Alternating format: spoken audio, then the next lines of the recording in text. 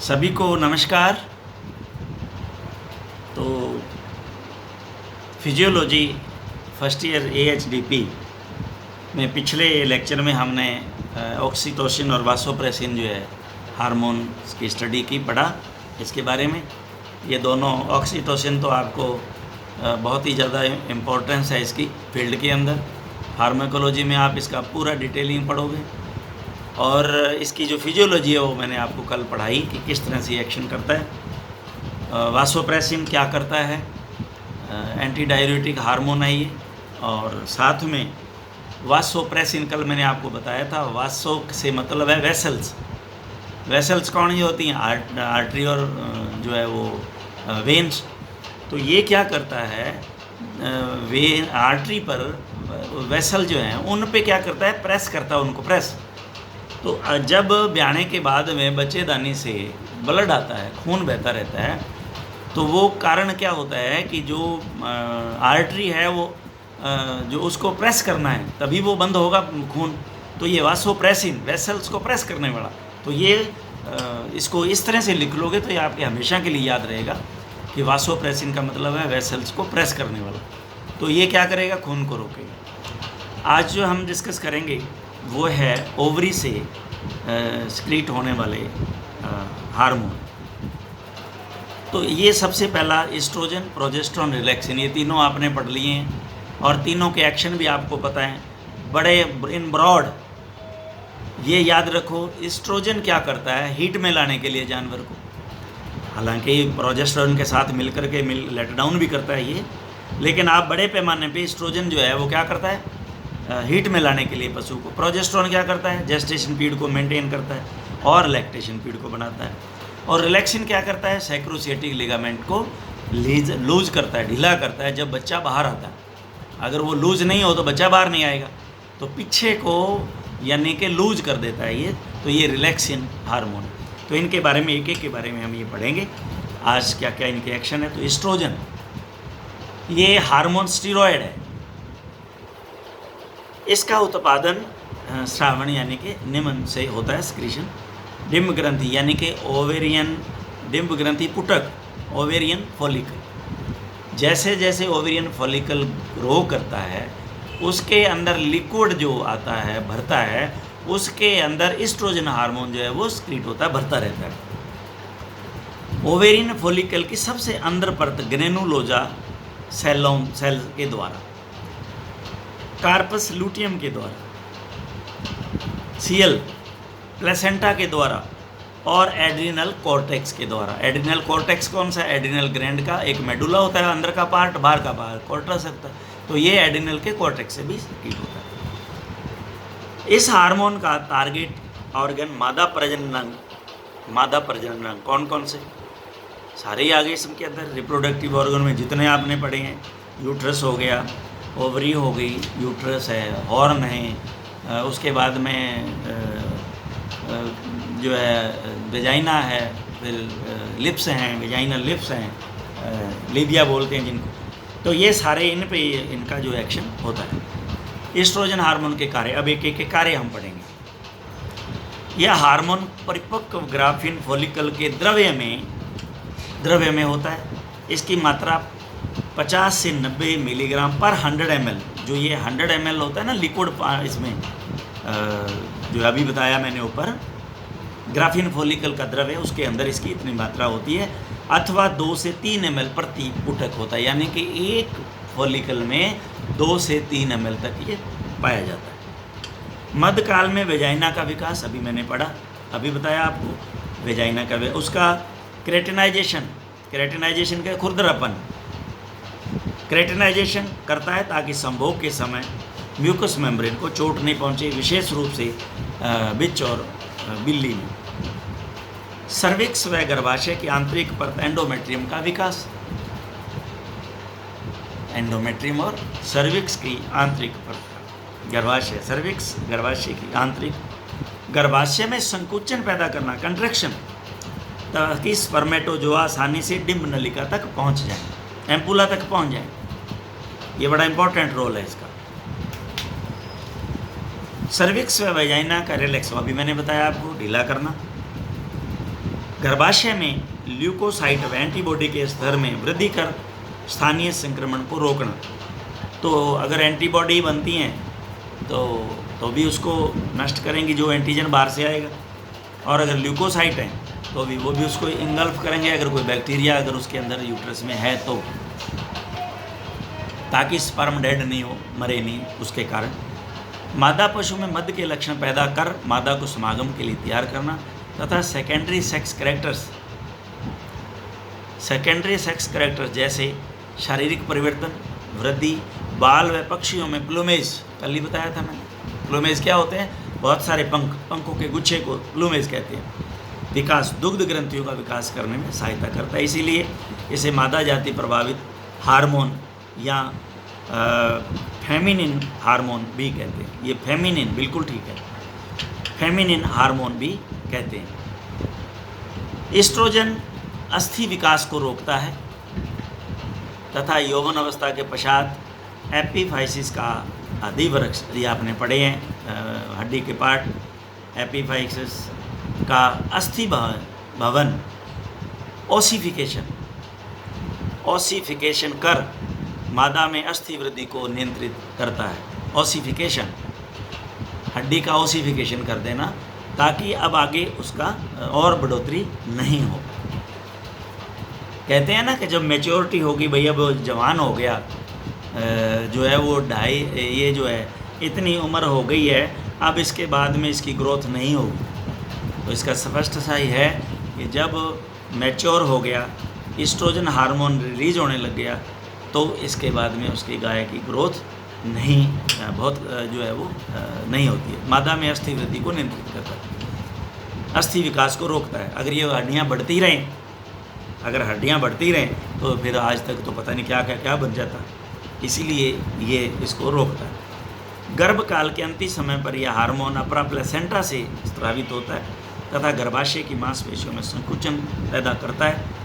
Cervix, vagina, vulva व pelvic ligament, अभी जो बताया मैंने, को ढीला करता है ताकि प्रसव क्रिया आसानी से हो सके। दुष्प्रभाव, यदि यह हार्मोन, अभी आप देखें हीट में लाने के लिए दिया तो जाता है पशुओं को, लेकिन ध्यान रखना फील्ड के अंदर अगर डोज ज़्यादा लगा दी या बार बार इसका रिपीट कर दिया तो फिर ये समझ लेना कि आपने उस गाय को गोदा बना दिया। ये भी ध्यान रखना, वो गाय जो है वो किसी काम की नहीं रहेगी, क्योंकि उसके अंदर ये बीमारियां, यदि ये हार्मोन अधिक मात्रा में ये बार बार देते हैं तो सिस्टिक ओवरी, अब सिस्टिक में भी फॉलिकुलर है तो चल जाएगा काम, ट्रीटमेंट हो जाएगा, वरना वो हमेशा के लिए गाय जो है बेकार हो गई।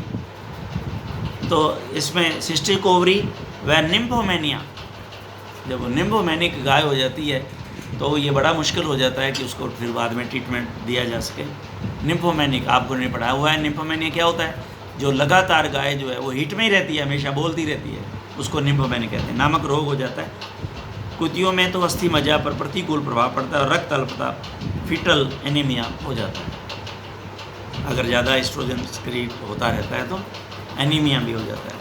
फीटल, बच्चा, रक्त, फीटल एनीमिया, बच्चे का बिल्कुल ही रक्त की कमी हो जाना, बच्चे डेथ भी हो सकती है फिर उसके बाद में अगर कमी हो जाती है तो बहुत ज़्यादा।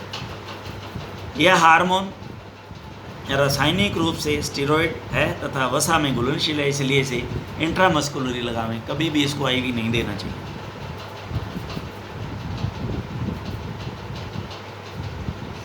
यह हार्मोन दो प्रकार का उपलब्ध है, एक तो होता है नेचुरल प्राकृतिक, और एक जो है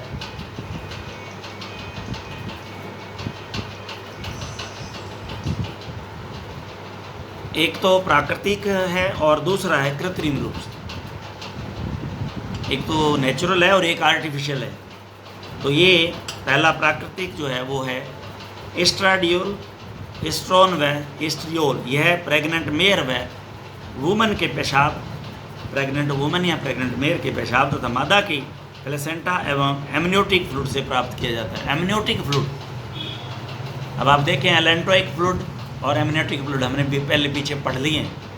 अपरा के अंदर बहुत अच्छी तरह मैंने आपको समझा दिया। एमनियोटिक फ्लूइड कौन सा है? जिसके अंदर बच्चा रहता है। एलेंट्रोइक फ्लूइड होता है जो वेस्ट प्रोडक्ट जिसके अंदर इकट्ठे हो आते हैं।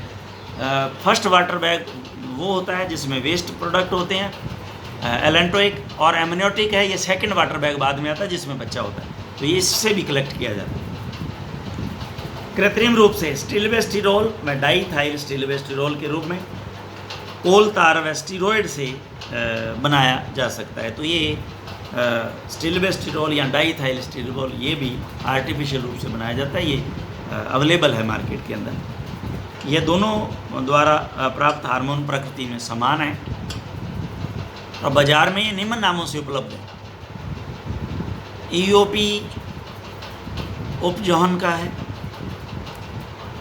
डायवोसाइलिन ये सीबा का है, प्रोजिनोन बी ये शेरिंग का है, और स्टिल्बेस्ट्रोल डाइथिस्टोल के नाम से भी ये उपलब्ध है।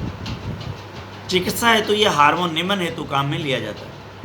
पशु को मद में लाने के लिए, अबॉर्शन ऑफ मम्मीफाइड फिटस, अभी आपने ये दोनों भी मम्मीफिकेशन और मैसीरेशन, मैसीरेटेड फिटस वो है जिसमें इन्फेक्शन हो जाता है, अंदर सड़ गल जाता है, और मम्मीफाइड वो होता है जिसके अंदर इन्फेक्शन नहीं होता, उसका पानी जो है वो जो बना हो वो सारा अंदर ही अब्जॉर्ब हो जाता है। तो ये मम्मीफाइड है और वो मैसीरेटेड है। तो अगर एक्शन ऑफ मम्मीफाइड फीटस है तो इसका जो है वो इसका रोल है, इसको ये बाहर फेंक देता है बच्चे को अगर लगाते हैं तो। और फिजियोलॉजिकल अबॉर्शन, वैसे भी अबॉर्शन कराने के लिए इसको काम में लेते हैं। पायोमेट्रा में मवाद को कंट्रैक्शन करवा के यूट्रस का बाहर निकालने के लिए बाहर निकाल देते हैं। कृत्रिम रूप से मादा पशु में दुग्ध उत्पादन है, तो मैंने अभी पीछे भी आपको बताया कि ये अकेला दूध सुखाने का ही काम नहीं करता है, दूध उतारने का काम भी प्रोजेस्टेरोन के साथ मिलके, अभी जो नई रिसर्च आई हैं उसके अंदर आपने देखा होगा बकरे ने दूध दिया तो जब ये हार्मोन दोनों मिला करके लगाएंगे तो प्रोजेस्टेरोन क्या करता है, वो जो रूडिमेंट्री टीट है उसको उसने डेवलप कर दिया। उसमें रूडिमेंट्री टीट होते हैं, आप में देख लेना, रूडिमेंट्री टीट होते हैं मेल के अंदर, तो वो रूडिमेंट्री टीट थे जो उनको डेवलप कर दिया, और डेवलप करने के बाद में ये कम्बिनेशन जब दिया तो इस कम्बिनेशन से जो है वो मिलकर लेटर डाउन हो गया, दूध आ गया उसमें। तो ये आजकल जो है प्रचलन में जो गाय जो है वो गर्भ धारण नहीं करती है और बेकार में घर में तूड़ी खाती है, तो उसको ये हार्मोन दे करके उससे जो दूध लेते हैं ताकि उसकी कीमत हो जाए और लोग उसको उसकी सेवा करें। श्वान में बाह्य कर्ण मादा यानी कि स्पेड फीमेल में स्वतः मूत्र त्याग के लिए स्पेइंग कहते हैं जिस फीमेल का कि हिस्टेक्टोमी कर दी जाती है, यानी कि जिसका बच्चेदानी निकाल दी जाती है, उसको स्पेइंग कहते हैं। तो स्पेड फीमेल जो है उसके अंदर अगर श्वान बीच में स्वतः में मूत्र त्यागने के लिए अगर इस तरह की परिस्थिति आ गई है तो भी इस हार्मोन का जो है वो यूज़ किया जाता है।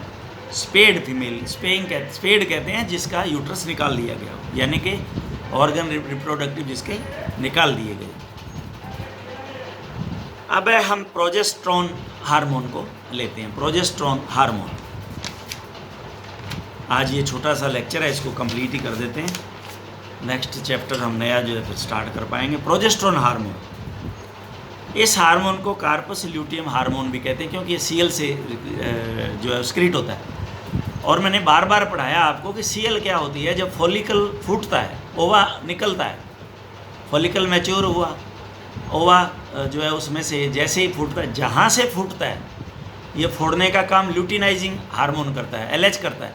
जहाँ से वो फूटता है निकलता है तो वहाँ ही खड्डा पड़ जाता है, और जो खड्डे के अंदर जो ये टर्न होके वापस जो फॉलिकल की लेयर आई, इस पे प्रोजेक्शन बन जाता है जिसको सीएल कहते हैं।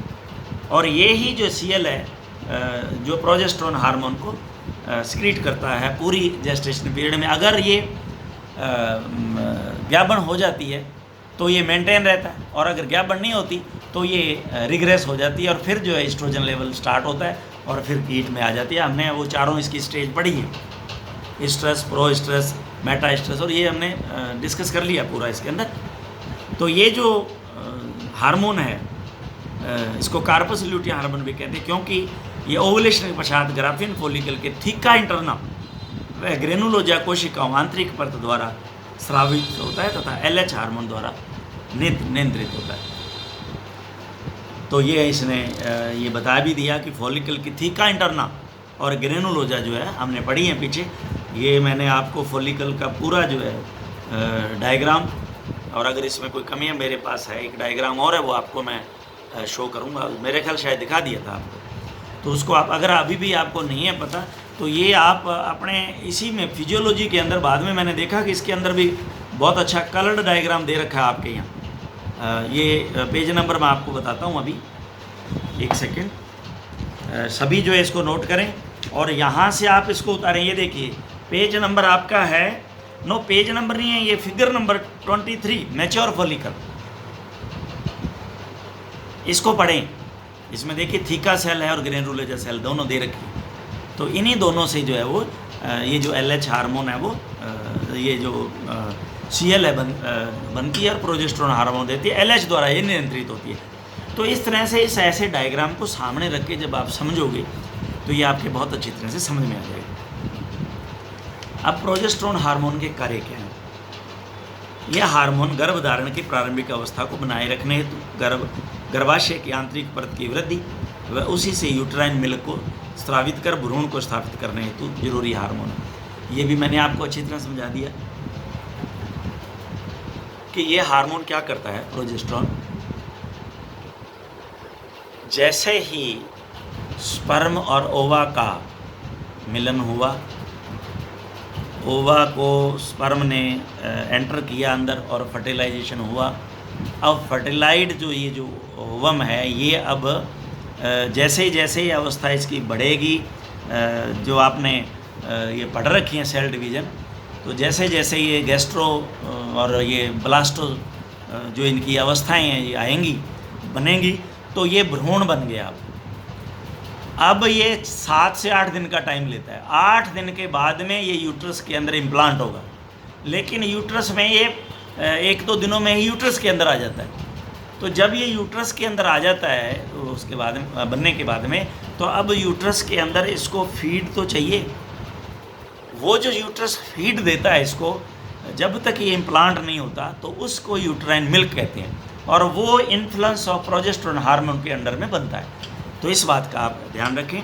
अब ये अगर ये यूट्राइन मिल्क इसको नहीं मिले तो ये यहीं अर्ली एम्ब्रियोनिक डेथ हो जाएगी इसको अर्ली एम्ब्रियोनिक डेथ कहते हैं। अगर ये डेथ हो जाती है तो ये पास आउट हो जाएगा और फिर ये ज्ञापन नहीं रहेगी ज्ञापन जानवर, क्योंकि प्रेग्नेंट हुआ ही नहीं, प्लांट हुआ ही नहीं अभी, और वो CL रिग्रेस हो जाएगी, एस्ट्रोजन फिर लेवल जो है बढ़ेगा, फिर हीट में आएगा जानवर। तो ये इसका कार्य है। गाय, भैंस, भेड़, घोड़ी व सूरी में प्रोजेस्टेरोन हार्मोन LH व FSH हार्मोन के स्रावन को रोकता है, नया ग्राफिन फॉलिकल नहीं बनने देता। ये भी इम्पोर्टेंट है। अब अगर FSH स्क्रीट होता रहेगा तो क्या होगा? फॉलिकल स्टिमुलेटिंग हार्मोन, तो फॉलिकल बनेगा, फॉलिकल बनेगा तो ओवर रिलीज होगा, ओवर रिलीज होगा तो वो जो है फिर हीट में आई है तभी ये काम होगा ना। तो इसलिए इसको हीट में आने से दोबारा जो है ये रोकता है प्रोजेस्टेरोन हार्मोन। अतः मध्य विश्राम डाइस्ट्रस को बनाए रखता है, डाइस्ट्रस काल को बनाए रखता है, जो विश्राम काल। इसका सबसे मुख्य कार्य है कि पूर्ण गर्भकाल को बनाए रखना तथा गर्भित मादा में भूख में वृद्धि कर पोषक तत्वों का पूर्ण उपयोग करने की क्षमता बढ़ाना, जिससे मादा के शारीरिक वजन में बढ़ोतरी हो सके। मादा पशु में ममत्व का विकास करना, ये मैंने आपको पढ़ाया था पीछे कि इसका ये काम है कि मादा के अंदर जो है ममता पैदा करना, प्यार पैदा करना, जिससे जो है मैंने इसमें पढ़ाया भी था कि ब्रूडिंग जो पक्षी है वो अंडे को क्यों नीचे लेके सेहता है, वो इसलिए कि वो इसका जो है उसके अंदर ममता है, इसके अंदर ममता। लेकिन ये तो उसमें रिलैक्सिन हार्मोन का दे रखा था। चलिए खैर, इसमें प्रोजेस्टेरोन हार्मोन और रिलैक्सिन दोनों ही करते होंगे, दोबारा क्लियर करेंगे इसको। उसमें शायद रिलैक्सिन में दे रखा था, गर्भपात, हैबिचुअल अबॉर्शन रोकने के लिए, अगर बार बार गर्भपात होता है ये प्रोजेस्टेरोन लगा देते हैं तो ये रोक देता है। मादा पशुओं में समकालिक मद, सिंक्रोनाइजेशन ऑफ स्ट्रेस हेतु भी इसे लगाते हैं। सिंक्रोनाइजेशन बहुत अच्छी तरह से पढ़ लिया। सिंक्रोनाइजेशन का मतलब एक ही एक्शन को बहुत सारी जगह रिपीट करना। जैसे मैंने आपको समझाया था कि एक ही समय में, अभी पीछे बम ब्लास्ट किए थे ना इन्होंने, जो टेररिस्ट थे, तो एक ही समय में ये सिंक्रोनाइज करके किए, एक ही जगह में एक ही समय जो कितनी जगह पे बम को ब्लास्ट किया, ये सिंक्रोनाइजेशन है। इसी तरह से गायों में भी एक ही समय में उनको हीट में लाना, एक ही समय में, इसको सिंक्रोनाइजेशन हीट कहते हैं। तो इसके अंदर भी इस प्रोजेस्टेरोन हार्मोन का बहुत बड़ा रोल है, ताकि पशु में प्रसव मालिक की इच्छा अनुसार समय पर एक साथ जो है ब्यात हो सके, प्रसव एक साथ हो सके, गाय भेड़ सुअर। अब है रिलैक्सिन। यह हार्मोन पानी में घुलनशील रहता है, प्रकृति में प्रोटीन है। यह हार्मोन सीएल प्लेसेंटा व गर्भकाल की अंतिम अवस्था में गर्भाशय से स्रावित होता है। इसका मुख्य कार्य प्रसव के दौरान लिगामेंट व सर्विक्स को ढीला करना होता है।